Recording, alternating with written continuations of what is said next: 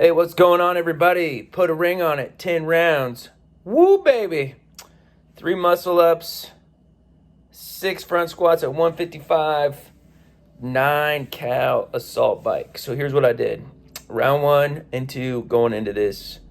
This is one of those workouts where you look at it on paper and you're almost sad that you looked at it before you worked out the next day. And so, you start to think about this, you start to process this, you start to think about all the work that's needed to be done. I mean, we're talking 30 muscle ups, 60 front squats, 90 cals on the assault bike. And when you break it down, those 10 rounds, those are high, numbers. And so approaching this yesterday, I started to think about it today, moving into it. I just said, okay, here's what we're going to do. We're going to go for it. We're going to make this happen, and it's going to be okay. And we're going to pace it, and we're going to do our best. And so there's so many things working against you every single time that you go into the gym, every single time that you work out. And like today, for example, I got eye problems going on. My body feels good, but there's always an excuse. It felt too early this morning. All that stuff started to kind of creep into my mind, creep into my head, and I started to think about these things, and I thought about scaling that barbell and all this other stuff. And you just got to sometimes just take a deep breath and just go for it. And so that's what I did here, and I paced it. I used the bike a little bit as recovery here, and just went my pace. Goal is to get sub 20, and I got sub 20, so I was happy with that. Just wanted to really feel the flow here, not let my heart rate get away from me. This isn't competition day. This is just steady grinding and getting it done. And so first 3-4 rounds, man, did really good, felt really good.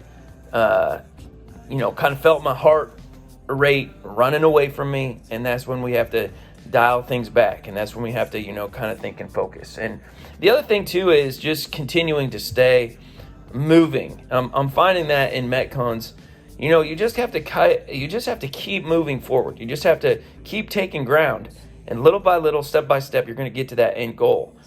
Sometimes we look at these workouts and we think, 10 rounds, 30 muscle ups, 60 front squats, all that stuff, and you think to yourself, I can't do that.